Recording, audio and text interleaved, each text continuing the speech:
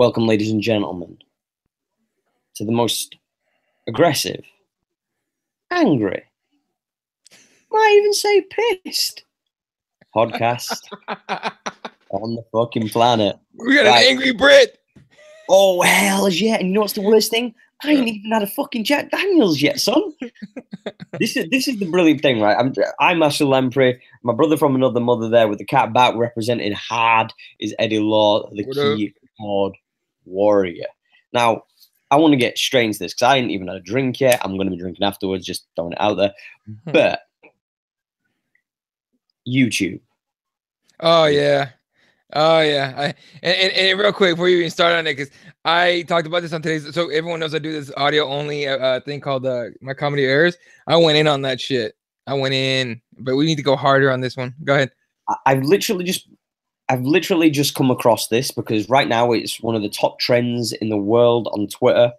And everybody's losing their shit over the newly formed YouTube Partner Program. Motherfuckers. Now, for people who don't know, you know, a lot of people get monetized after so many X amount of subscribers and views and et cetera, et cetera. Well, basically what they're doing now is if you haven't had in the last, 12 months? If you haven't had over 4,000 hours? Yeah, 4,000 hours in the last 12 months of your footage, and you haven't got 1,000 subscribers, goodbye to monetization, meaning you don't get paid. Now, a lot of us don't do this for the money. A lot of us do this for entertainment value and everything else. Now, don't get it twisted. Do you know what I mean? A lot of people aren't making millions off this. But it's not the point. The point is, though, is a lot of these people who are smaller YouTubers have been putting out content, like myself, like Eddie has done, for years plus. Some people since, you know, the early days of YouTube, like 2007s and 5s and all that kind of stuff.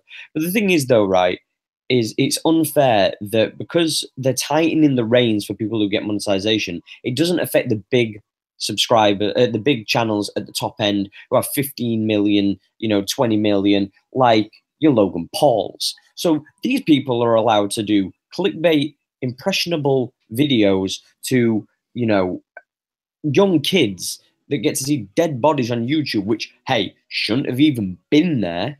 But hey, it's okay. You make sure that your algorithm, YouTube, comes through and demonetizes people now that don't have 4,000 hours of watched footage over the last 12 months, and then they have to have a minimum of 1,000 subscribers. It also ends a cutscene at the end. So if we were to put like an end scene on the end, that's no longer applicable for us to do. You know, the cards that people put in the top corner, if they did a past video, guess what, guys? We can't do none of that no more. Can't even do that. So if there was any videos that we were going to link in so you could find some information from us, that's gone now. Like until we get to 1,000 subscribers and we've had 4,000 fucking hours worth of footage watched over the last 12 months. It's, and look, man, and you said it yourself, the Logan Pauls could put up videos of dead bodies, you know, well, who's that one jackass? He's like, let's get into the news. I have no idea. They're all fucked. Oh, this cocksucker. I remember now. I don't even want to say his name, but it's he's like a fucking jackass, and he basically documents like drama between YouTubers. That's literally what he does. Right? I think I know which guy you're on. And fuck this dude. Anyway, and he was like in a big thing because he called someone a pedophile in like 2016. And he almost got run off of YouTube. But anyway, he could put his bullshit out and get paid for it. I don't understand what the goal is with this shit, right? Like, again, and I said it on My Comedy Errors. You guys can find that on iTunes at Keyboard Warriors MMA. I don't do this for money. If I was trying to make a living off this shit, I would be beyond super pissed, right?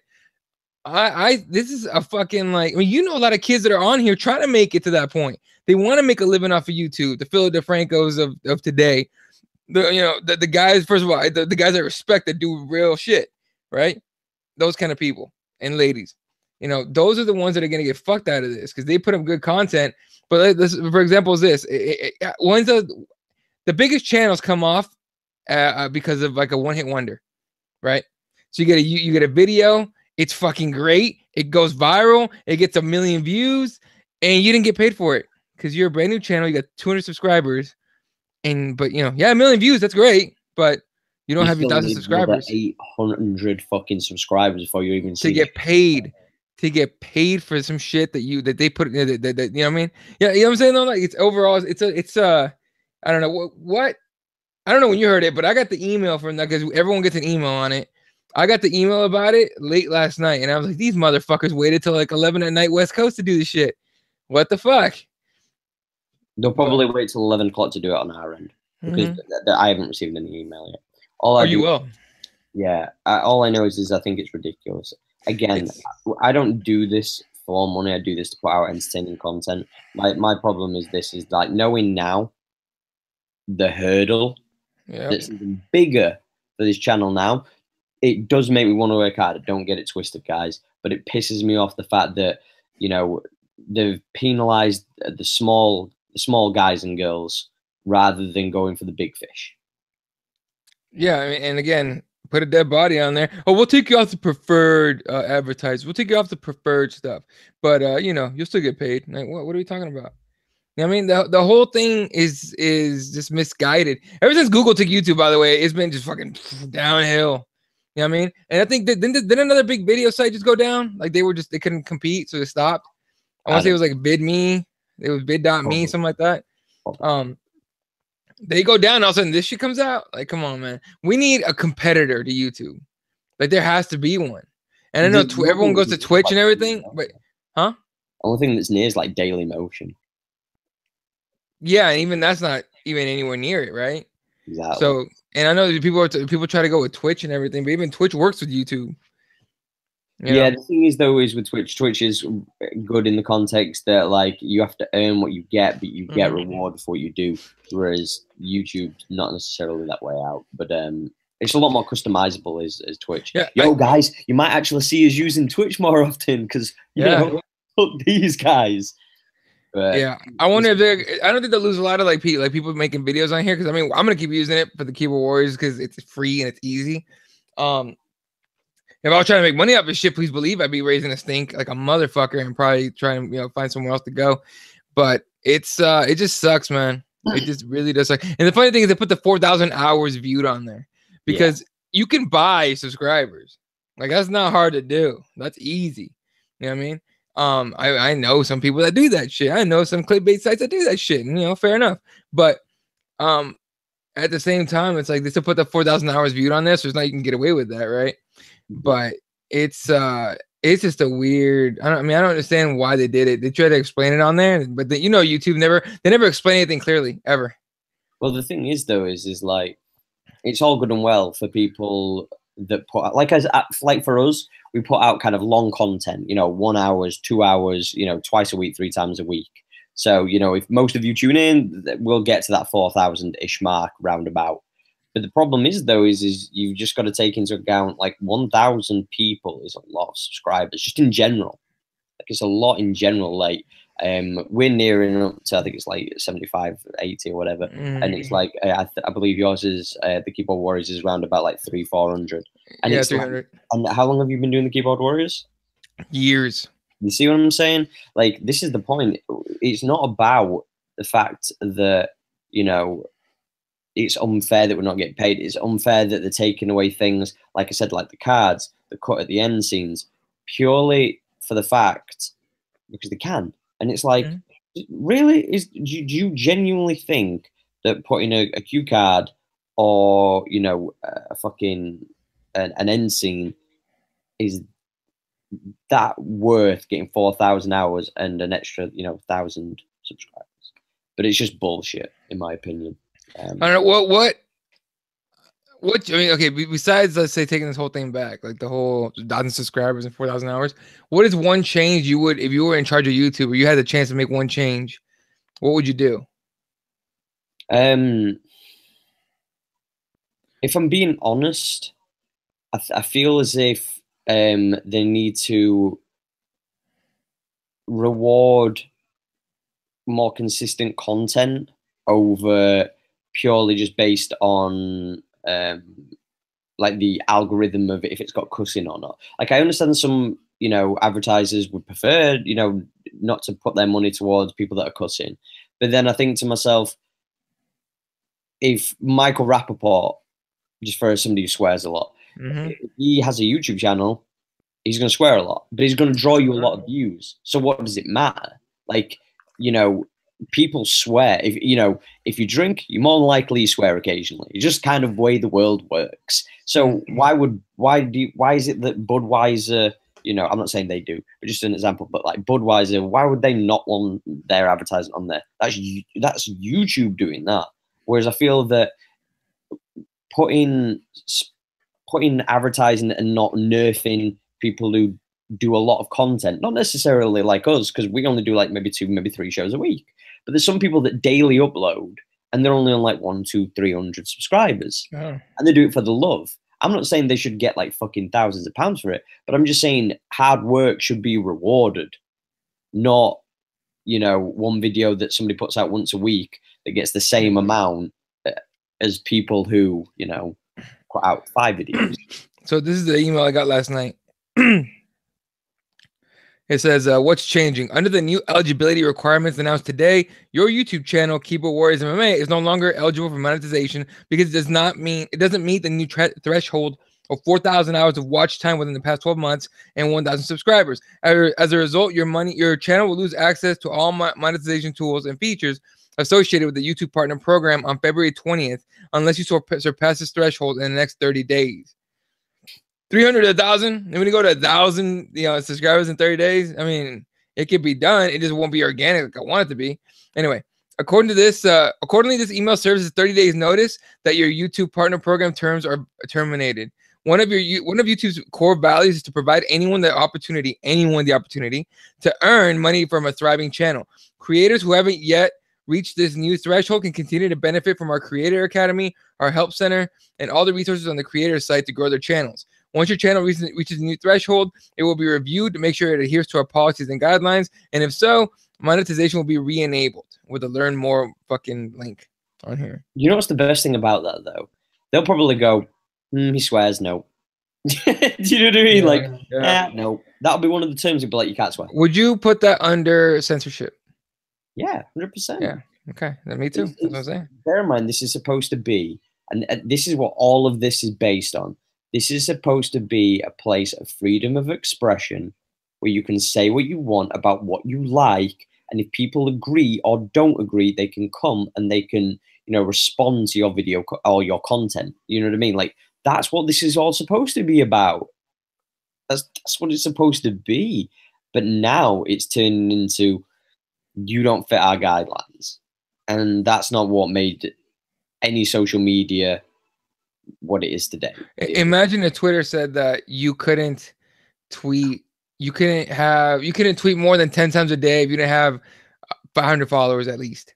Imagine if Twitter turned around and said you can't cuss. I would be cussing my ass off. I mean, it wouldn't work, but still. But that's what I'm saying, though. Imagine if they turned around and said, right, if you're going to cuss, we're going to blank it out. You're going to have the first letter and the rest is going to be stars. I would quit all social media. Like, you would never see me again on social media. I would give my phone number to like the people that are cool on Twitter, and I'd be gone. I'd be like, text me, call me, I don't care. But I'm not doing this shit anymore. Yeah, no, but access to end screens and cards. Note that your channel currently needs to be in the YouTube partner. You know, here's the reason why I take the end screens and the cards. Because they link to associated websites, crowdfunding, and merchandise sites. So not only does YouTube not pay you, fuck you if you're trying to make money off your own shit on your own way. You have to go old school. Just say your shit. Put a little box somewhere up here with the link to it, with the thing on it. But it isn't just clickable anymore. It's that fuck you. You know, and unless you're doing it through us, you're not making any money. Like, what? Like, I want to hear from the people that made this shit. Like, they wrote the shit up, but they don't come out. You don't know who their faces are. It's ridiculous. It's absolutely ridiculous. But we'll go on to a lighter note, guys, because we could run. I got a lighter note. Go on. Betty White's 96 years old. Happy birthday, Betty White, you old bitch. You're awesome. Who the fuck is Betty White? Oh, all right. You guys don't know. Google her. She was part of the Golden Girls. When, like, that shitty show back in the day. Like, way back before even I was around. Betty White. Betty White. Oh, the little old lady. I know who she is. Yeah. She's 96. She's still alive. She's been in, like, loads of TV shows. Biggie dead. Tupac dead. Betty White still alive. Like, what are we doing? Betty White's a shit, though. She's been Betty White's a shit. What's she been in that scene? Yeah. You what? I'm trying to find stuff that she's been in, but I can't seem to find anything. I just know her face. She's like that little old lady that, you know, wow, she's been around forever. Yeah, she's been around for fucking ever. Like, That's I mean, insane. I think she knew Moses, probably bought him a drink or two. When God said, let there be light, she flicked the switch. That's how here we go with the old jokes. I love this. The old jokes are fun. She was in that 70s show. Yeah, she was in all this shit. So she's right. So you recognize her, right? Yeah. So she's 96 today. Well, congrats to you for surviving in this fucking rancid world. Yeah, at this point, my question to her would be like, why are you hanging on? Like, what is left for you? I was talking to Lils because if you remember, Joe Rogan mentioned this as well, and it's been on numerous things that they were saying that there's going to be ways to prolong your life so that you'll be able to kind of feel like a 50-year-old even if you're a 70-year-old and stuff like that. If you're around about 30-year-old now, the technology will be available by the time it all works around. And she was saying, like, how weird would it be to know everything you know over, say, like 100 and 150 years and be coherent? I mean, exactly. Like, you always hear me talk about, dude, we got like at top 70, 80 years on this planet. If we're lucky, shit, right? Planet's still here. Don't waste a second. 96 years old for her. What the fuck? Meanwhile, Bob Dole's old ass is about to get the fucking medal. What is he getting? He's getting the medal of, not the Medal of Honor. What is he getting? You know who Bob Dole is? No idea. Bob Dole, he's getting a Congressional Gold Medal. But Bob Dole, he got it. Bob Dole is a senator from, I think, Nebraska. And he's been around. He served for like 70 years or some shit like that. Bruh. Yeah, he's been around forever. Okay. And Bob Dole is still fucking alive. How the fuck is he still alive? God, I'm looking at a picture of him. I hope, dude, he's unrecognizable. I know what Bob Dole used to look like. That ain't him. I was just going to mention to you about Donald Trump because he's been looking a little bit bad around the gills, looking a little bit ill. Who? But he's been getting his dick sucked by a porn star. So, hey, yo, he's not doing too well for himself. Yeah. Yo, hey, you know what, man? I ain't even mad at that. Although I don't know what's her face looks like. What's her name? Stormy Daniels? Yeah, she's. Hold up. I don't know if you could see that. Yeah, let me pull it. I'll pull up the moments on the Twitter thing you sent me. Okay. But this chick apparently was fucking him whilst he's been married. Of course, she's a billionaire. Wow, she's rough these days. Well, I don't think any porn star ever ages in fairness. No, they don't. They really don't. Like, you ever seen what's that one chick? God, I forget her name. Tito's wife. Oh, Jenna Jameson. Yeah, former wife, whatever. Yeah, Jenna Jameson. She's rough as fuck. Yeah, in fairness, she was getting smashed. Yeah, good for you. Good for her. She had fun. Oh, she had a good time, man. And you know what's the worst thing though? Like, I never understand when tough guys go out like with porn stars because it's just that kind of thing of like, fair enough, not many people are going to turn around and say anything to you, but you know everybody's thinking, "Pah, your miss has been paggered by about 30 blokes." It's like, you know what I mean? It's just kind of weird to me. It's like, go ahead and do your thing. Do you know what I mean? I know a few girls who work in that industry, but it's just like, I always find it hilarious because I just think for the guy's sake, it's like, you're hardly going to be like, oh, do you know, when you get back, do you fancy, you know, hashtag rolling with Eddie? And like, yeah. And she's like, it's been a long day at work. I had a long day. I had a long day. Yo, she was kind of rough back then. That's a lot of plastic. It might be a Superhead thing. You know who Superhead is, don't you? Yeah. For people who don't know, Superhead was a groupie / video girl, model girl in 90s kind of hip hop videos. She was notorious for having the meanest head game. I think she, don't quote me on this, I know it was somebody. I believe it was Ghostface Killer, who he allegedly got sucked off by her for about like 9 hours or something like that. Some ridiculous fucking shit. Yeah, she went to town. By the way, this is the New York Post, so don't take it like I don't know if this is real or not. A real quote, but Stormy Daniels said during our affair, Trump said I reminded him of Ivanka, which makes so much sense. Have you ever heard that creepy ass quote that he said? He said if it wasn't his daughter, he would date her. That disgusting fuck. It's so gross, dude. That being said, if people think this is gonna get him kicked out of office, they got another thing coming. Oh no, well you can't do that when fucking Bill Clinton was getting his fucking knob polished, wasn't he? So right, but the difference obviously Bill Clinton was in office. But here's the reason. The reason this story is supposed to be damaging is because all the religious people here in this country voted for this motherfucker, right? So most religious people, not all of them, but I will easily say most, are completely full of fucking shit. Okay. They're like, oh yeah, I don't do that. I don't do that. Meanwhile, most of them are out fucking hooking up with random chicks and shit or whatever, cheating on their wives, right? And so it's all bullshit that this is gonna get him, turn them against him. It's not at all. So just I don't understand what the whole point of putting that story out. It is entertaining as fuck. I would say 100%, that 100%. It's nice to know that somebody who proclaims that they're this sweet and innocent, well stand-up guy is just being more and more exposed. That's the kind of bread and butter of it. Do you know what I mean? That's because people in this country love someone that's full of shit because they'll say whatever they need for you to like them. So, what was I going to say to you? I'm trying to see what Ivanka Trump looks like. Hang on a second. Wasn't she a smoke show? I'm sure she was a smoke show, right? Oh, she is a smoke show. There you go. No wonder her dad. Her dad. Dude, I would hit it. She's so hot, her dad wants to fuck her. That's how bad it is. That's how hot she is. You know, when you think of what's the worst thing you could possibly say, that's probably the one. Do you think maybe how teenage Ivanka was getting out of the shower and then Trump saw her and he was just like, oh shit. That's like Woody Allen. Whoa, which is it? Woody Allen?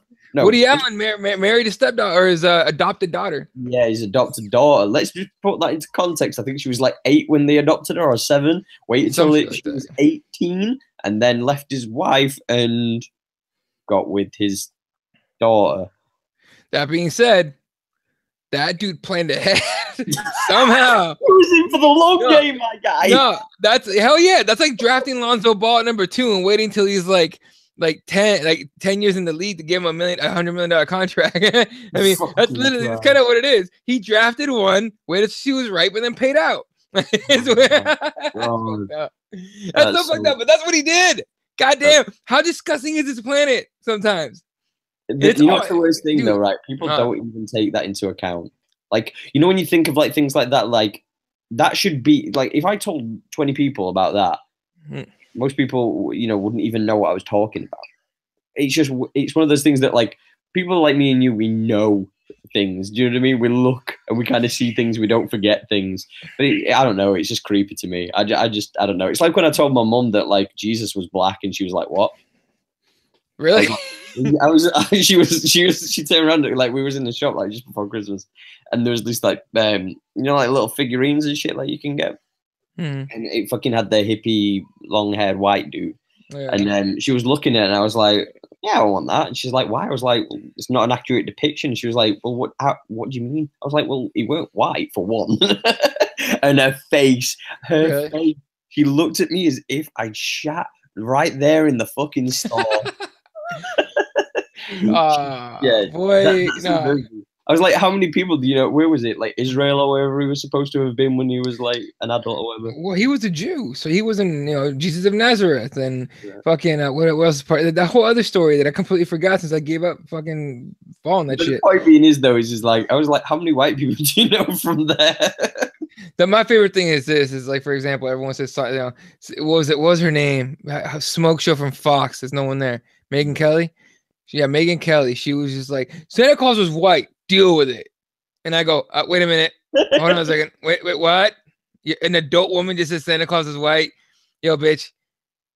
You're talking like he's right in front of you right now. What are you talking about? Yeah, I've had this. I don't know if we talked about this. Oh, yeah, we did it last show when we were talking about if you're going to portray a certain superhero or whatever, if somebody makes up the idea that he looks a certain way, he is going to be that certain way. You can't just modify it just because you I'm not saying Santa Claus is real before anybody gets at me on the fucking DMs or anything Ash believes in Santa. Don't get in your feelings. Don't get in your feelings, people. You know what I mean? Santa's real for those who don't know.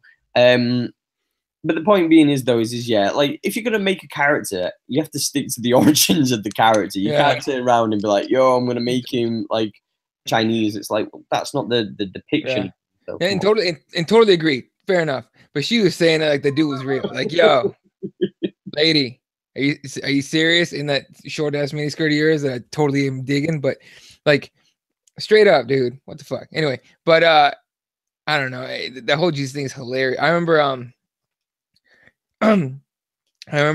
because I was raised Catholic, right? And so you go into the church and shit, and there's like Jesus like on a cross, a giant cross. Here's the fucked up part. In my church, it was a giant Jesus made out of whatever the fuck, huge, and he was on the cross and he's leaning over everybody. I would look as a little kid. I'm looking up, going, "What in the fuck?" Everyone else is praying to this dude. I'm sitting here terrified, and I look around. I'm like, "Why am I the only one that's scared right now?" I'm like, I was 12 years old when I said that. I go, Mom. This story we need to make into like a little animated skit, like a 30 that'd be awesome. Of little Eddie with a beard. He still has to have the beard, but he's like little.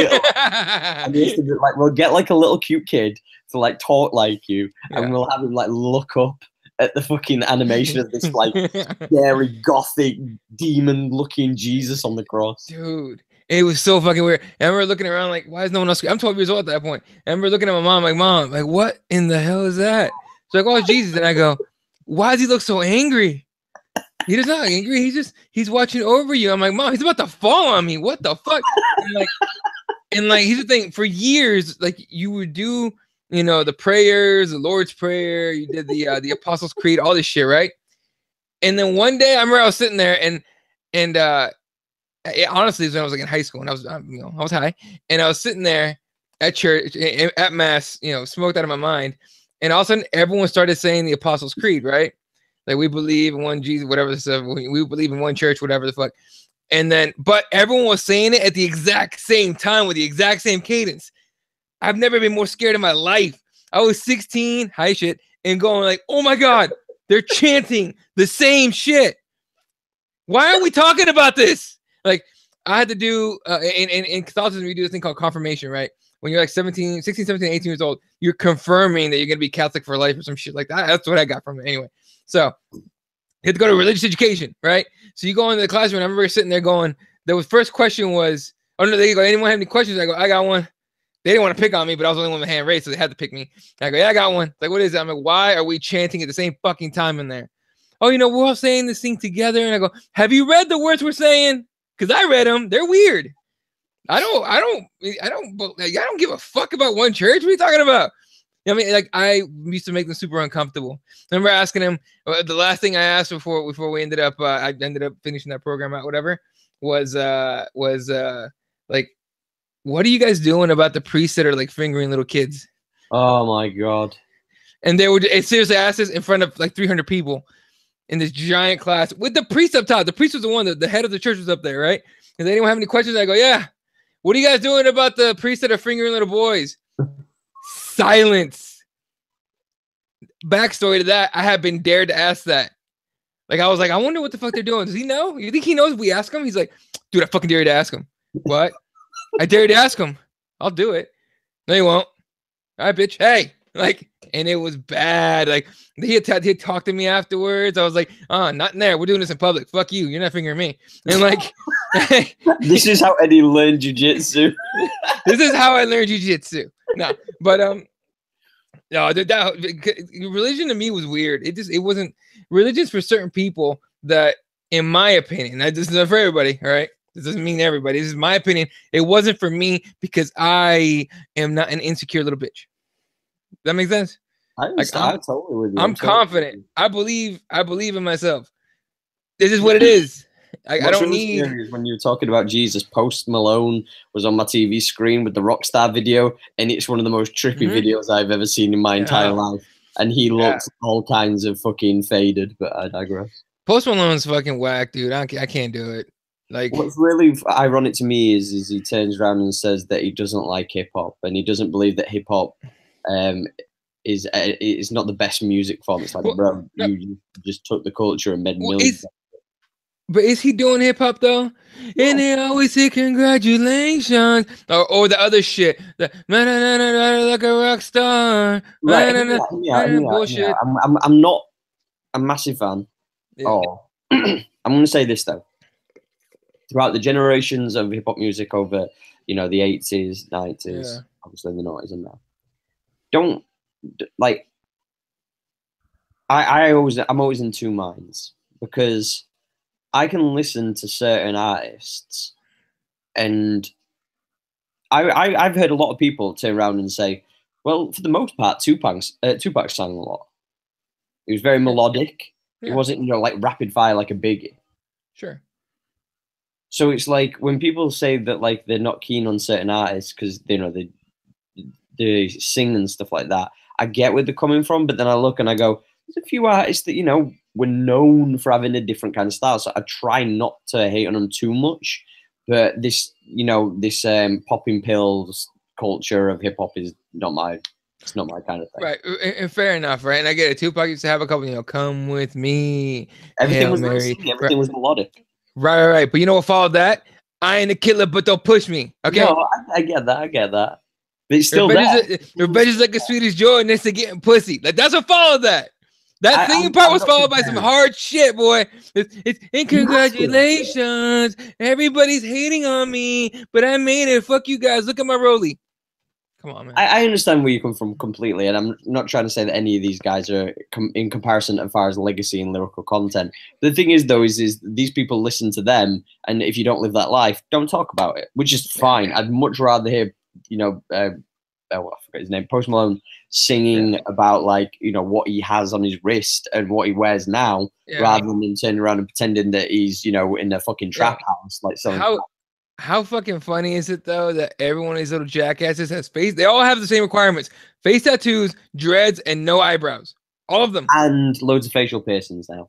And now they're doing facial piercings, like a ton of them, right? Fucking, god damn it! This is just for the people who don't know, they all look like Pain out of Naruto. I'm just throwing that out there. I'm gonna get really nerdy white boy on you there, but yeah, he looks like Pain. I'm gonna have to Google, but yeah, damn sure Google that. If you can pull that up, that'd be brilliant. By the way, I'll try to pull it up. Really need to look at how a lot of the rappers from this current generation do look like Pain. Yeah, pretty much. Yeah, they do. I know he's white and ginger, but still, it's still there though. I'm just dude, he's got 3 piercings on each side, 2 on the bottom. His fucking ears are hold on, I'll pull this shit up. Eddie's amazing. No, it's you know what though? You know what? I'm fascinated by culture, right? So this is a cultural thing that we're going through now. I mean, the culture's changing for I guess lack of a better term, I guess. So it's like that. Look at that. That's that boy. That's that boy right there. That's your boy. But you know, he's popping pills like a rock star.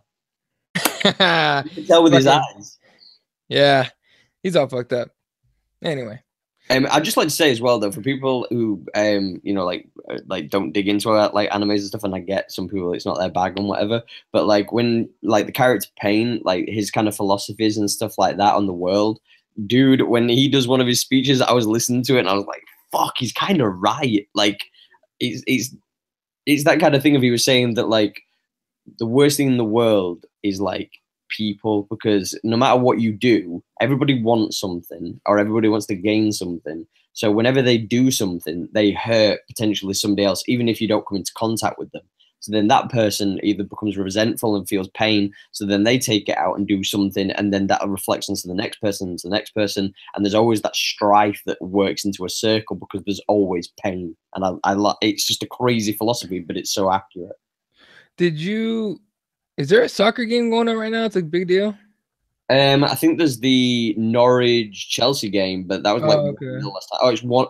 Right, I understand why then. So I'm guessing something happened because this guy goes, ref needs to be shot. Who does? Somebody said that the ref needs to be shot. Apparently the ref fucked up. Disgusting refereeing. I feel sick. Abusing power.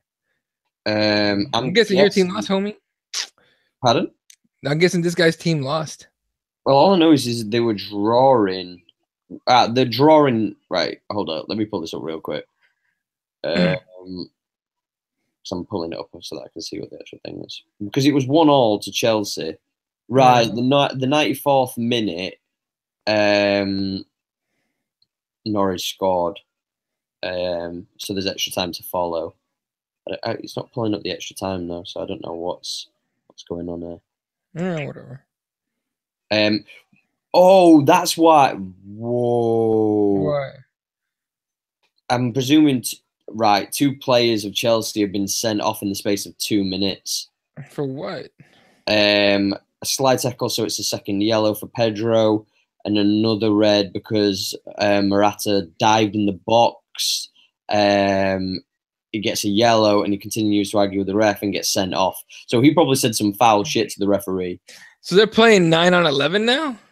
Yeah, but it's about to end. But the 2 players that have been sent off are both like forwards, as you'd call them. So strikers. They would take the penalties. So now it's gone to penalties. So now now it's your midfielders and your defensemen that are fucking. Yeah, that's pretty much that sucks. I mean, that's like going to war and your snipers don't get to go. That sucks. Well, it's like not being able to take your tanks. That's what it's like. Not being able to have your rocket launchers. That's what it's like because you think they're just big boys. Do you know what I mean? Like catching planes and lads. With that same thing said, this is a good segue to kind of go into something I want to talk to you about. The Houston Rockets played against the Clippers the other day. Paul went through to return to play at the Clippers after requesting a trade to go to the Houston Rockets. Yeah. There were a lot of argy-bargy, a lot of fucking tussling on court, and some players got rejected, etc., like Blake Griffin and whatnot. For people who don't know, after the game, 4 of the Houston Rockets players decided they were going to. What word would you use? Because it's not confront. I don't know, man. It's such a pussy ass shit. They weren't gonna do shit. But they sent their 7-foot odd center to the front door. That's the best part. They sent 3 of their other players around the back. So when they knocked, because Chris Paul knew a secret entrance to get from the locker rooms of the away team to go to the home team, and they fucking snuck around the back to get in. And then apparently they shouted and bawled and got separated, allegedly. That's fucking funny. Someone called the cops too. Is the best. The best part to me is Clint Capella at the front door of the locker room going, hey guys, let me in. We need to talk about this. Like, that's the best part. Look, man, Chris Paul, dog, you're the president of the Players Association. And bear in mind, this was on Martin Luther King Day. What the fuck? Non-violence. Let's beat the fuck out of these dudes. Fuck these guys. Non-violence. I've seen the mountaintop. Huh? What skit is that from? There's a skit where that's involved, where people are getting their ass kicked. He talks about like somebody getting beat. I have no idea. I just thought that up right now. No, wait, no, you're right. You're right. Someone did that bit. Oh, fuck. Is it Martin Lawrence? It is Martin Lawrence. No, is it? Is it from Run Tell That? It might be from Run Tell That. That's old school. Yo, I'm just saying. Non-violence. No, it's got to be somebody else. It wasn't Dave. It definitely wasn't Dave Chappelle. Yo, it was someone more deep voiced. It was somebody more deep voiced. Yo, if somebody knows right now who did the bit about fucking Martin Luther King, the non-violence, is somebody's beating them up. And he's like, non-violence. And then he gets hit again, non-violence. Yeah. Fuck. That's old school. It might be Run Tell That, though. You're right. I have that somewhere in DVD. Run Tell That is one of the greatest ever. I'm going to go watch that once this show's over. I'm going to go watch that because it's one of my favorites. I must have watched that like 30, 40 times. I'm sure that it's that. Okay. Let's go with that. Yeah, Martin Luther King Day. Yeah, but still, Martin Luther King Day, and the president of the Players Association went out there and wanted to get in a fight. Get the fuck out of here! Look, I'll tell you what. Out of everyone that got into fights on that, got into tussles or whatever, Blake Griffin's a bitch. James Harden's a bitch. Clint Capella, I don't know what the fuck's going on. Trevor Ariza, though, that's a real dude. You don't fuck with Trevor Ariza. That guy does not give a fuck. Trevor is a bad motherfucker. But other than that, man, you're right. It is Martin Lawrence. I just found it. Run Tell That. Yo, Ash coming through clutch. There you go. I'm just saying, my guy. I've watched that so many times. If you haven't ever watched Run Tell That by Martin Lawrence, do yourself a service and fucking watch that because it's one of the fucking most hilarious comedy shows I've ever seen. Dude, why is Martin Lawrence not like? I know he got a stroke when he was doing Blue Streak, and he got into like deep into that like Hollywood mind control shit, but. Man, I wish he was still doing stand-up. They had him at the. Did you ever see that? It's on Netflix. That All-Star Def Comedy Jam. Yeah, the 25-year anniversary or something. It was supposed to be like. I thought it was a stand-up special. It wasn't. It was like an award show of sorts. Yeah. And so they had Martin Lawrence on there though, and I was like, "Whoa, Martin!" But he did not look good, man. Did he look a little fucked up to you? He did, but he is old. Do you know what I mean? Like, he's not a young cat anymore. He's been around for like right, but 4 years. But he looks kind of beat up, man. Like the years have not been kind to Martin Lawrence. I know that they were supposed to be doing that Bad Boys 3, but I don't think that'll ever come to thing now. Was that like confirmed? Because I heard rumors of it. Yeah, I think it was confirmed like a year and a half, 2 years ago. It'll be now, obviously, because we're in 2018. But I think it's just one of those things that Will Smith he's there now. Do you know what I mean? Like, you could argue that Will Smith is the biggest ever black actor in history. Yo, Martin Lawrence, 52 years old. I did not know he's 52. Upcoming movie, Bad Boys 4. What? 4? I thought there was only 3. I thought there was only 2. Yeah, that's what I'm saying. Like, this is the 3rd one coming out. Bad Boys 4 for sure. Oh, people are making like fan ones. Oh, Bad Boys 3 and Bad Boys 4 coming in 2017 and 2019. Well, that was fucking wrong. They're way wrong. You're off by a year, stupid. Whoever wrote this shit. Bad Boys 4 is supposed to be action comedy in 2019. It's supposed to be. Yeah, it doesn't make sense. All right, whatever. Some of that we'll talk about just because I wanted to actually speak to you about, because I messaged you about it when I was listening to it. But the John Danaher fucking. Oh, dude. That was Jujitsu Yoda talking to us, my friend. Holy shit. Huh? Hannibal Lecter, maybe. That guy scares the shit out of me with his voice. Oh, yeah. He fucking was sitting there, and here's the thing that I like, though. When he broke down the tape of Gordon Ryan against a Brew, I thought it was a Brady, but it's a Brew. Cyborg a Brew, and, like, they're fucking fighting and shit, whatever. And Gordon Ryan, he wasn't pulling guard. He was sitting down trying to get his, like, butterfly hooks in, or just get his feet inside of a Brew's legs. And when Danaher goes, okay, he's got his feet inside his legs, the fight's over here. And I go, huh? And Rogan's face goes, what? Like, his jaw dropped. Like, what are you talking about? What do you mean? Like, you can see Joe Rogan, 10th Planet black belt, stumped for like half this thing. And that's when they're going, whoa! You have to think of it as this, though. This is one of the main things that, like, I agree with you. He was dumbfounded for the most part. But when you're talking to the inventor of a system or anything, an inventor of something, when you're sat in front of them and you're in awe of them, not necessarily because you think they're the greatest, but like you're baffled by their mind and the way of thinking. So a lot of times when John was asking Joe some questions, I kind of felt sorry for Joe, because it's kind of like, you know, when you're in front of a professor when you're a student or whatever, and you've studied the paper, but if you're in the middle of a lecture and he turns around and goes, and he asks you a question, you might know the answer if you were talking amongst your friends, just in general, passive conversation. But as soon as you're put on the spot with 20,000 people watching, you know, your reputation as, you know, a black belt in fucking 10th Planet Jiu-Jitsu. Yeah. And you don't know his style because you don't. It's like turning around and, like, back in the day, like when, you know, a karate practitioner was talking to a taekwondo practitioner, and they'd be like, "How do you do this?" And you'd kind of go, "Well, you just do this," and they'd be like, "Yeah, but what about this?" And you'd be like, "Oh, right, I get you now." Like, it's that kind of thing. It's like the difference between throwing like a spinning back kick in one discipline and then taught in another. Right. That makes sense. I'm just saying, like, he was like dumbfounded. I was more dumbfounded. I was writing notes. I was taking notes on what he was saying and shit. Not just technique, but just everything. Like, he said a lot of shit, which is like, whoa. Like, I didn't even think of that. And he's the most unassuming dude. He is kind of evil sounding, but he's like the most unassuming dude. And then I knew he was like physically fucked up. I didn't know how bad he was though. Like hip replacement, and then he still needs a knee replacement.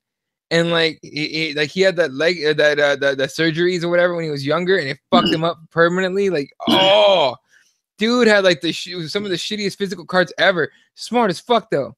Like professor at like whatever school he was at, Columbia or something. I don't know. Scary ass motherfucker. One thing that I didn't like about him though is I think it was like Joe Rogan turned around and said, I don't know if he was talking about Ngannou or if he was talking about Khabib. I just remember there were a bit, and he turns around and he made a quote, and it was from Predator, not Terminator, and he got it wrong, and Danaher corrected him, and then he went, "What?" Like he's not sure, so he's like, "What?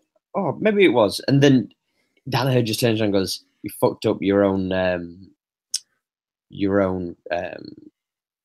quote there or whatever it was." Yeah. Like, okay, dude, like it's not fucking that serious. Yeah, like, I don't think he was serious. I think he just comes off the way he said it though. Like, yeah. You know what I mean? Like, oh, you fucked up your own thing. Then it's like so you fucked up your own movie reference, like or something. Yeah, it's like all right, dude, fucking hell. It's like we're not at the fucking BAFTA, like we're not at the Oscars, or like it's not like I just walked. It was like and said the wrong name. It was like if it bleeds, we can kill it, or I can kill it, something like that. But yeah, I remember. I remember exactly when that was because I watched it again today, and I was just like, "What?" And it was funny. He said that he goes, "You fucked up your movie quote." I didn't even think about it that way. Yeah, I mean, he comes off as kind of evil. Now imagine this. Could you imagine that John Danaher might have possibly just put his own brain into the body of Gordon Ryan? How scary that might be. The way that those guys compete and perform, I think he already has. That's so crazy. Because you look at all of his fighters. For people who don't know, if you go and look at the Danaher Death Squad, they're a jiu-jitsu group of athletes that fucking absolutely murdering gi, no gi, points, EBI rule based submission only competitions, monsters, and all of them pretty much follow the same guidelines and seem to be dominating with a certain system that he's developed over years. It's incredible to watch, though. It is fucking crazy. It really is. And I didn't realize that he made a system out of leg locks. You know what I mean? Because he says that, like, you teach us one leg lock, but he created a system, which is incredibly difficult to do, first of all. And you have people trying to break that shit down now and trying to copy it, right? Yeah. It's pretty crazy. Like, my own professor is teaches leg locks all the time now. Like, just all the time. And I told him, was it on Monday? I told him about this podcast. Was it Monday or Tuesday? Monday, I told him about, hey, man, you need to go listen to the Danaher Rogan podcast. And he was kind of like, not skeptical, but he was like, okay, I'll check it out. Then he posted on Facebook yesterday. He's like, holy shit. Like, wow. And I'm like, yeah, dude. But he's been trying to get into the leg locks for like months now. And like the only leg lock I have is a straight ankle. I don't have heel hooks yet. I'm trying to. But my straight ankle's there. Like it's there. I can use it. I can use it. Right? You know how it's like if you learn a technique, like I know the technique and I know how to do it. I just can't use it yet. I'm not there yet. I can use a straight ankle. Like if you fuck up and leave that leg there, I'm gonna take it. Which is a scary thing to have a heavyweight know how to do leg locks. That to me is a scary fucking predicament. Well, this is the thing. Like I one of the things that I loved most about it was like traditionally you work from the legs to get to the head and the arm. Like you work from the bottom to the top. And his thing is like, well, why do we have to do from the top to the bottom? Why do we have to do from the bottom to the top? Why can't we do from the top to the bottom? Right. Then you go in a completely different way. People don't defend it, and it's a different way of looking at things. And like you said, the quote where you're gonna obviously fill me on who said this, but why would you ignore half of the human body? Yeah. Fuck. It's not Tom DeBlas. It's giant dude. Fucking A. He fought at he hadn't lost anybody. And he got tapped by former UFC heavyweight champion. Did this guy roided, like he got caught with steroids like twice. He looks fat as shit. He's old. He does a lot of commentating. Oh my god. Hey, Daniel. No, time out. Daniel Cormier dumped him on his head in the Strikeforce in the Grand Prix. Oh, yes, him. How can I not think of his name? I'm pulling up DC's record. Yeah, do it. Right, you go. I'll work on this dude. But yeah, dude, holy shit. Who said that shit? It wasn't Tom DeBlas. It was Delinko, not Delinko. Where was it? Delinko anyway. Let's see if it comes up. In Strike Force. Yeah, in Strike Force. Josh Barnett. So he fought Josh Barnett at Metamoris and lost. It was the first. Dean Lister. Dean Lister. There you go. Dean Lister. Holy shit. Dean Lister had not been tapped in like 13 years, and Barnett did it with catch wrestling, if I remember correctly. But Dean Lister is the one that said that. Why would you ignore half the human body? And when he said that, I was like, why would you? Holy shit. For a guy his size to say that is big for a guy like me, who's a big guy who trains jiu-jitsu. I'm like, yeah, why would I? What the fuck have I been doing? Shit. So now, like literally, like ever since Monday, I've been like looking up leg locks, and like I don't look up how to do crazy shit to leg locks. I look up the basic entries. That's what I'm working on right now, because I don't want to like I don't want to go and like look up flying leg lock shit, whatever. Yeah. I don't want to do anything crazy. I want to do the basics, basic entry, basic leg lock, and go, right? So I've been doing that shit, but I'm just like, wow. For a heavyweight to say that is pretty big to me. So I don't know. It was pretty cool to see that. But Danaher's a scary bastard. And all the shit. No, go ahead. No, it's all the shit. And what he said about GSP, I was like, ooh, homeboy ain't coming back. Fuck GSP, man. I'll say it again. I ain't even scared. There's only two things I want to cover about MMA. I know this isn't the Heel Hook Show, guys. Sure. I just want to answer this because when we come back on Friday, I want to just break down the card of 220 because there's a lot to talk about in 220. There's probably more. Yeah. Joey Tremendous says Ivanka's on my do not pull out list. Oh my. Well. All power to you, Joey. All power to you. You can have Trump as your father-in-law if you were getting in that shit. Ooh, that's nasty. Ooh. That's pretty bad. With that same thing said, I know this person's probably on your do not pull out list.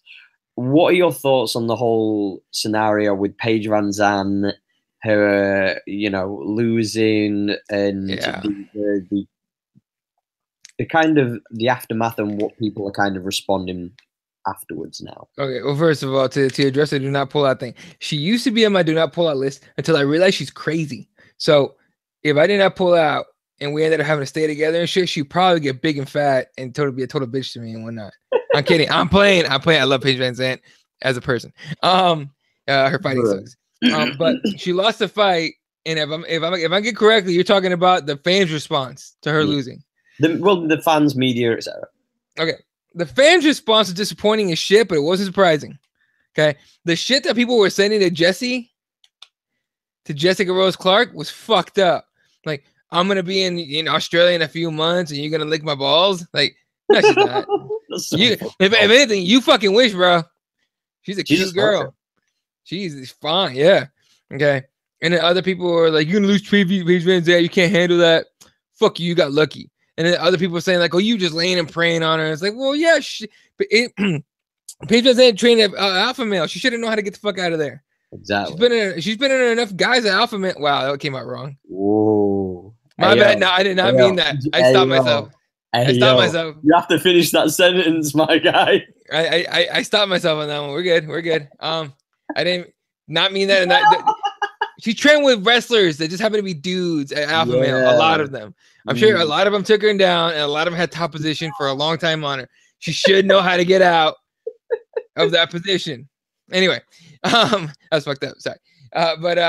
No, regardless, look, man, that was fucked up, dude. The fans are like, honestly, MMA fans to me are the worst part of the sport. Not all of them, but a good chunk of them are the worst part of the sport. They really are. You know what I mean? And it sucks. And that's why I would say about Lakers. Like, I don't care about Lonzo Ball. I don't know him. I can't tell you I hate Lonzo Ball. No, I can't even say I hate the Lakers. I hate Laker fans. I hate New England Patriot fans. I hate Seattle Seahawks fans. You know what I mean? My biggest disappointment out of all of this is one thing. In an era where, USADA is around and we see a lot of people not make weight. We see a lot of people force themselves to nearly die and still barely make weight or just make weight. Rose Clark had 30,000 after just coming to the States, 30,000 worth of clothing, equipment, whatever, all of her stuff in her house was robbed.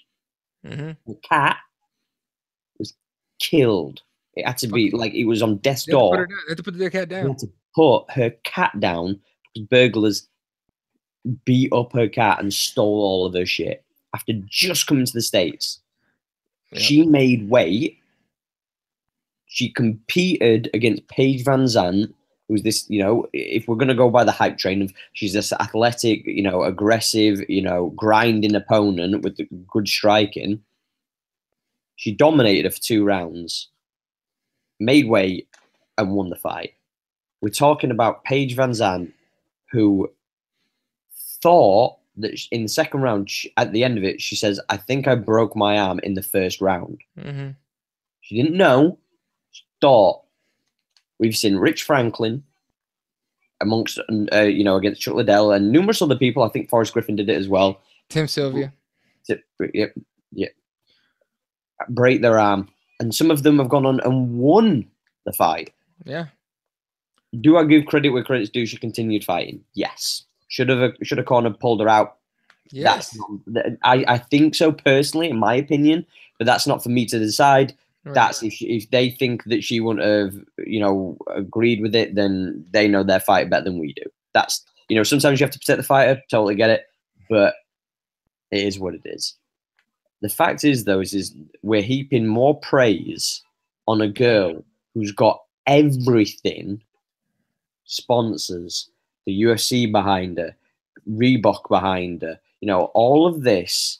And what I'm most disappointed about via MMA fans is we're talking about the quote-unquote bravery of competing. And if people watch that third round, she didn't exactly go on the attack. She threw that one punch with that bad arm in that third round. Granted, she pressed on. But the fact that I had to see Rose Clark tweet the UFC and Reebok saying, "Any chance that I could get some clothing, guys, seeing as I got robbed and I don't have shit," and they haven't even, like, the UFC and Reebok have not even thought to go, "We better help this chick." You know what I mean? Like, this is some fucked up shit. Like, we could actually work with this chick. She just beat Paige Van Zandt. Let's just work with her a little, and let's just help her out. Let's give her a fucking couple thousand. You know what I mean? I know she got paid for a fight, but come on, guys. If Paige Van Zandt got robbed and, this, that, and the other, and they killed a dog or a cat, the UFC would be fucking... Bruh, somebody would have made a goddamn GoFundMe for that shit. That would have happened. But this poor Australian fighter, this chick, is getting nothing. No praise for overcoming all the trauma that was going on before she even got to the scales. Yeah. Well, look, man. From a lot of the shit you saw on Twitter and people talking about, oh, she was so brave, she fought with her arm and everything, and people shitting on, tweeting Rose Clark directly and saying all the awful shit they were saying to her. A lot of these guys are like white knights that say, oh, maybe if I defend Paige, like Paige will see it, she'll want to fuck me. Like, no, that's not happening. I mean, first of all, you fuckers can let that shit go. She's already getting railed by some dude that like fights for an organization or some shit, right? So you forget it. But it says a lot, unfortunately, of the culture that's like set up with this, right? I was like the smoke show against the girl with she's some Australian with tattoos on her face. You don't have a chance against this American girl, whatever. Okay, fight him. American loses, Paige Van Zandt loses, and then I heard some boos, by the way. I don't know if you did. I heard some boos on the TV. I was like, whoa, you guys are booing this chick? Like, do you not? First of all, the UFC should have done a better job of telling that backstory. That she got robbed days before. That should have been like fucking out there immediately. All right. Sure, fair enough. You don't want to make light of it, but you do want to put a spotlight on it. Okay. Because it's like, look, man, this girl's coming in here tough as shit. And I know they mentioned it on the telecast for like a second. About 30 seconds. Yeah. For like a little bit. They're like, yeah, she just got robbed and they killed her. They had to put her cat down. It was unfortunate, whatever. And it's like, but the fans didn't know. You know what I mean? So for the most part, they didn't know. And what pissed me the fuck off is exactly what you said. It's like, oh, she's so brave. Front page of ESPN.com, fucking Brett Okamoto wrote, Paige Van Zandt breaks arm, continues in bout. You have to read the story to see that she lost. And you have to get like halfway through. Okay. That lead, that headline should have been Paige Van Zandt fights a broken arm, loses to Rose Clark. At the very least, it should have been that. Or Rose Clark beats Paige Van Zandt, and in the story, Paige Van Zandt broke her arm. Like, It should that be should have been the story. Australian fighter Rose Clark, Yeah, competes after having home robbed, yeah, and pet killed, still competes and beats a tough Paige Van Zandt, who unfortunately broke her arm in the first or second round. You know what I mean? Isn't a back fist, yeah. You know what I mean? Come on. It's I don't know, man. People are just, we're all so stuck in our little bubbles, man. And then when we get exposed to shit like this, it's like we're forced ourselves or we're forced or whatever. We just instinctively pick teams, and it's like I'm sticking with my team, right? Like when Connor and Nate fight, me and you are just like, yeah, all right, let's see what's up. We're gonna have some fucking fun if that fight comes to fruition. Oh yeah. No, but like we do some friendly jousting here, right? We go back and forth. We have a lot of fun with it. End of the day, if Connor wins or Nate wins, we're gracious about it. Like, hey man, he fought a hell of a fight. He did what he had to do. What are you gonna do? You know what I mean? That's how fans should be. The problem is most aren't like that. Most will be like most will be like, well, fuck that shit. Fuck Nate or fuck Connor, whatever the hell, or fuck Rose Clark. You know what I mean? That being said, nobody was like fuck Paige Van Zandt. Everyone was pretty nice about Paige. Like, oh man, it sucks that she broke her arm. And everybody was so bitter towards her before the fight. That's the thing that annoys me most. Yeah, I don't know. It's whatever, man. The last thing. It still bothers me that she didn't cut her hair. Facts. That still gets to me because that was like, yo, you can't promise that kind of thing and not do it. But that being said, I've got to say this. Do you think that it's true? I know that a lot of sources are confirming that Ferguson Khabib is going to be in April at Brooklyn. Do you think that that's going to be for the outright undisputed title interim? And do you think that Conor is going to be fighting in that September card for the Russian pay-per-view, if that's to be the case? I think we are going to get Khabib Ferguson for the outright belt for the reason that Ariel Helwani got pissed off that somebody else scooped him on it. When that happens, it's 10 out of 10. It's right. Because Ariel hates that shit. Though that some people like they'd reported it, but they only reported it because allegedly they took what their sources was Eddie Bravo kind of leaked it on the Joe Rogan Fight Companion on Saturday, Sunday. They also got it from some Russian website, which might have been watching the Fight Companion. You never know. But the first thing I said was like, and look, I'm just messing around about the Hawaiian thing. That guy's a douchebag, but whatever. Yeah.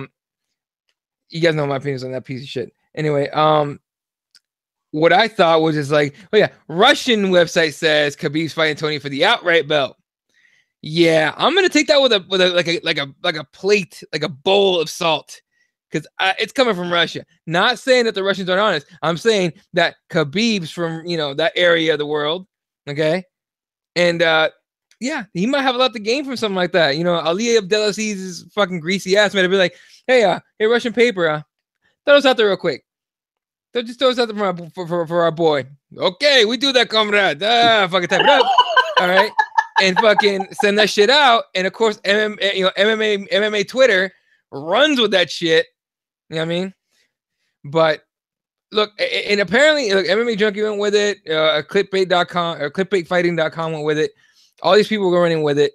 So it might be true. I don't really care much until like Dana White. Dana White supposedly they confirmed it on some Boston radio show. So it's probably true. Now, as far as the outright belt, it should be. I agree. It should be because it's been almost.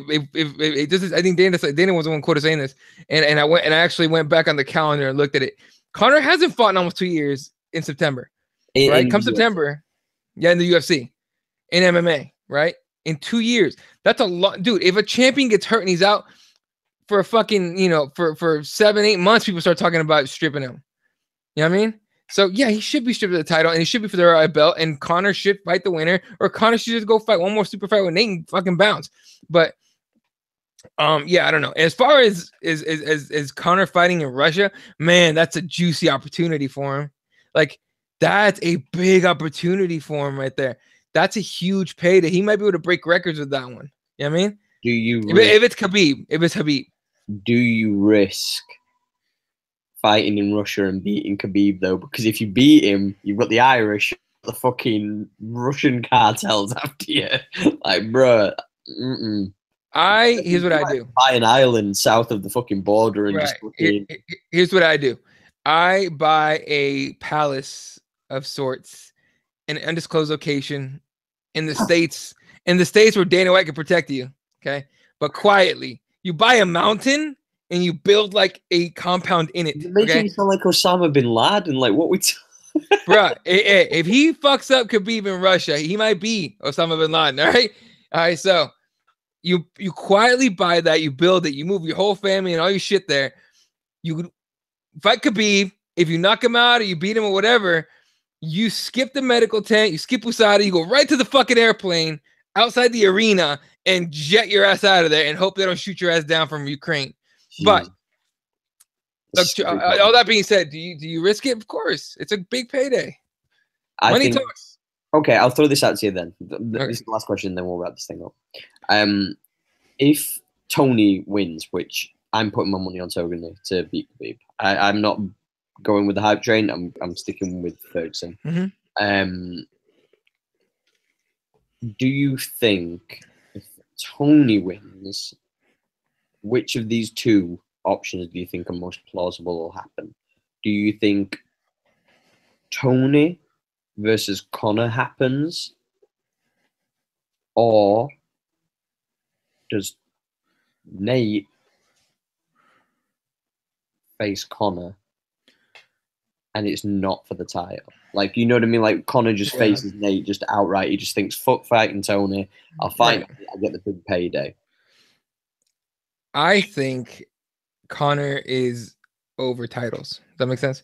Like, I think, and I'm not saying this because I'm a Nate fan. I'm saying this truly as like, if I could, whatever. If I could change my sweatshirt, I would right now. But just to be in down the middle, right? But all fairness, a fight with Khabib would be huge, a much bigger draw, if we want to talk about that, numbers and stuff, than Tony would be, right? Because Khabib makes a point. Russia, 100 million. Ireland, 12 million, or whatever the fuck number is. With Ferguson, he doesn't have a huge backing. He really doesn't. Like, if you think about it, Tony Ferguson does not have a huge following. Do you agree with that? I don't know, because I don't know. I don't feel as if like Khabib's shown that he's a draw yet. Like, well, right. Okay. Well, let me put it this way: how many times have you seen? Oh, it's Tony time. Never. Right, I understand. You see Khabib time like a motherfucker. But the thing is, though, is it's all right, good having a social media following. What matters is them taking their hands and putting them in the pockets and throwing the money at the UFC. Right. You could say about Demetrius Johnson has a very good social media following. Chase Sherman has an amazing social media following. Right. But not headlining a show or anything. Right. Demetrius Johnson's American. John Jones is American. Chael Sonnen's American. Here comes an Irishman named Conor McGregor, who got an entire country to back him. How many Russians have you seen that are as big as Khabib that could look, we haven't seen Khabib be a huge draw. This is his chance, right? Oh yeah, for sure. I'm just saying he's been around though, and he's still undefeated. He's never headlined at a fight night as far as I'm aware. Never headlined. And the problem again is injuries and not be able to make weight. And fair enough. I mean, he seems like he figured it out. Let's just hope, right? So if you're telling me a fight with Khabib or a fight with Tony, or a fight with Khabib or Nate, Nate's been proven twice. That's a draw. Nate's been proven. You go with the proven. Why? The trilogy. You're 1-1, and you can end your career, your MMA career, with finishing one of the best trilogies. More than likely, will go down as one of the best trilogies, top 15, top 10 trilogies, or rivalries of all time. You know what I mean? Of all time, top 10. So, fuck yes, that thing happens. If Tony beats Khabib, which honestly, that Khabib Tony fight's gonna be fun as shit. I mean, the style contrast. If it happens, the styles contrast is fun. Two high-level grapplers, two good strikers, but who's the better? I think it goes down to who's the better grappler. I think it depends on me. I genuinely believe this. We heard that Khabib was trained with Danaher. Well, his team trained with Danaher after 205. It'd be very interesting to see if Khabib worked with Danaher to kind of combat that 10th planet jiu-jitsu, because let's be honest, the squad, they know how to beat. They consistently beat 10th planet guys consistently.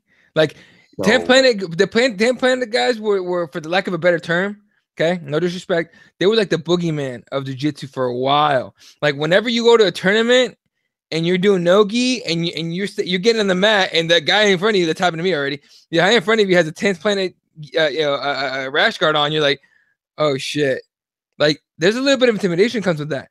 When you see the Danaher Death Squad show up to EBI and constantly beat these dudes, that's another level of holy shit. So fuck yeah, you should go over there and start, training some shit. Not that you should train leg lock. I mean, everyone should train leg no, locks. I'm not saying the leg locks. I mean, how to the game, right? Against a 10th Planet style. Yeah. That'd be interesting as shit, man. There's just so many factors to this fucking fight that I hope it happens for the belt, for the outright belt. But yeah. Look, for the original question, it's the Nate fight. That's it. Yeah. The Nate fight. I want to see the Nate fight. Yeah. If Khabib somehow wins though, it's hard to turn down that Russia date. You know what I mean? With that same thing said, ladies and gentlemen, Eddie, where can they find you? Because I know you've got a show later on as well.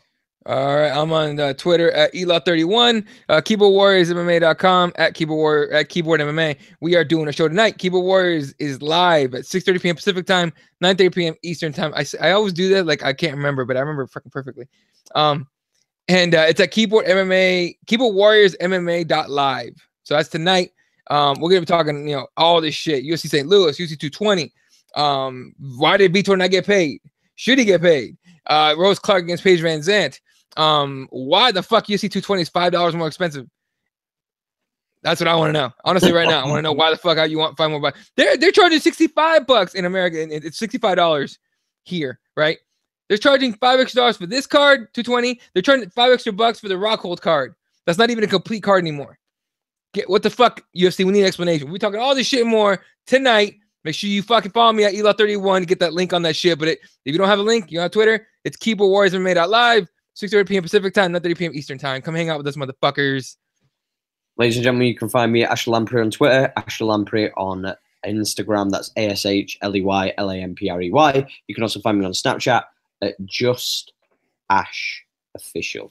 Don't forget, obviously, to subscribe to this channel if you haven't already. Leave a like, comment, show some love, especially with YouTube. Hey, motherfuckers, we need to get to 1,000 subscribers. Okay, so here's what I want you to do. Send this link, send this channel to your mama, your daddy, your sister, your brother. Go to your phone, get all your old hosts to subscribe. All right, get your host friends to subscribe. We want a band of hoes on here. Okay, as many as we can. We need to get to 1,000. All right, tell your friends at the Jiu-Jitsu Academy. Tell your friends at the MMA gym. Tell your friends at the regular gym. Go to the senior center down the street. I don't give a fuck. Get everyone to subscribe to this shit. We need 1,000 subscribers, bitch. Let's go. Let's get it. Let's get it. Don't forget, obviously, if you missed any of this episode, you can find all of our episodes on iTunes and SoundCloud. They're under the Heel channel. We'll be back on Friday to break down UFC 220, Francis Ngannou, as he attempts to take the title from the dominant champ in Stipe Miocic. From me and Eddie, this has been Triggered. We love you. And for the people that are hitting those dislikes, we know who you are, motherfuckers. Fuck you. We're out. Eat a dick.